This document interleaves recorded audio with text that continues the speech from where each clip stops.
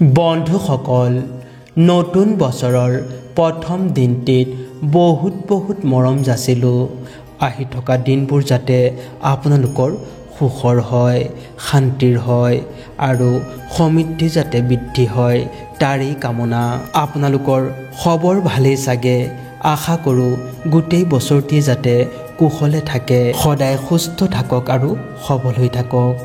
বন্ধুসকল, আজি আপোনালোকৰ ওচৰলৈ এটি নতুন ভিডিঅ' লৈ উপস্থিত হৈছোঁ। আজি নতুন বছৰৰ প্ৰথমটি দিন, অৰ্থাৎ 1 জানুৱাৰী। এই 1 জানুৱাৰী দিনটিত সন্ধ্যা সময়ত তুলসী তলত ৰাখি থ'ব এটি 1 টকা মুদ্ৰা। তাৰ পাছত দেখিব চমৎকাৰ। ঘৰলৈ সুখ শান্তি আহিব, ধন টকা পইচাৰ কোনোদিন কম নহ'ব আৰু আপুনি যি ভাবে সকলো কামতেই সফল হ'ব পাৰিব। এই উপায়টি তুলসী গছৰ তলত কৰিব লাগিব, কাৰণ তুলসী হৈছে পবিত্ৰ গছ আৰু তুলসীক মংগলৰ বাহক বুলি কোৱা হয়। সেয়েহে যিজনে তুলসীৰ সেৱা কৰে, যিজনে তুলসীৰ তলত চাকি জ্বলাই পূজা কৰে বা নতুন বছৰৰ প্ৰথম দিনটিত এই উপায়সমূহ কৰে, তেন্তে তেওঁৰ ওপৰত সদায় ভগৱান বিষ্ণুৰ কৃপা বৰ্ষে, অৰ্থাৎ মা লক্ষ্মী সেইখন ঘৰত প্ৰৱেশ কৰিব। গতিকে জানো আহক, এই পবিত্ৰ দিনটিৰ সন্ধ্যা সময়ত আমি তুলসী তলত কেনেদৰে পূজা কৰিব লাগে আৰু কেনেদৰে উপায়সমূহ কৰিব লাগে তাৰ বিষয়ে। বন্ধুসকল, নৱবৰ্ষৰ প্ৰথম দিনটিত সন্ধ্যা সময়ত স্নান আদি কৰি শুদ্ধ বস্ত্ৰ পৰিধান কৰি 1 টকা কইন এটা হাতত ল'ব আৰু তুলসী গছৰ গুৰিত অলপমান মাটি খান্দি টকাটি পুতি থ'ব।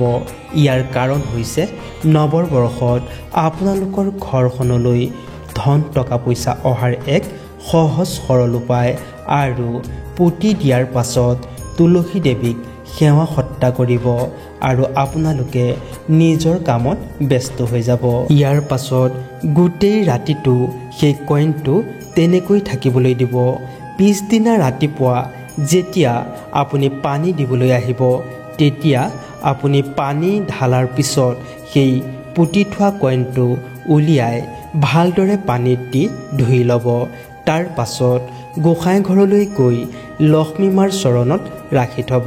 যদি গোসাঁই ঘৰত মা লক্ষ্মীৰ মূৰ্তি বা ফটো নাই বা গোসাঁই ঘৰ নাই, তেনেহ'লে ঘৰত যি ঠাইত মা লক্ষ্মীৰ ফটো স্থাপন কৰি থৈছে সেই ঠাইত ৰাখি থ'ব আৰু মা লক্ষ্মীক 2 হাত জোৰি প্ৰাৰ্থনা কৰিব আৰু এই লক্ষ্মী মন্ত্ৰটি জপ কৰিব। ওম ধনপদ্ৰায় নমঃ। এই মন্ত্ৰটি 7 বাৰ উচ্চাৰণ কৰিব। তাৰ পাছত সেই কইনটো এখন ৰঙা শুদ্ধ বস্ত্ৰত বান্ধি আপুনি য'ত ধন টকা পইচা ৰাখে সেই ঠাইত ৰাখি দিব। দেখিব মা তুলসীও মা লক্ষ্মী প্ৰসন্ন হৈছে আৰু আপোনাক 2 হাত ভৰি আশীৰ্বাদ প্ৰদান কৰিছে। বন্ধুসকল, মা লক্ষ্মীৰ কৃপাত গোটেই বছৰটোত আপোনালোকৰ ঘৰলৈ ধন টকা পইচাৰ আগমন ঘটিব। আপোনাৰ ঘৰখনত বিপদ বিঘিনি কম হৈ যাব, ঘৰখনলৈ শান্তি আহিব। বন্ধুসকল, এই উপায়টো আপোনালোকে অৱলম্বন কৰিব পাৰে।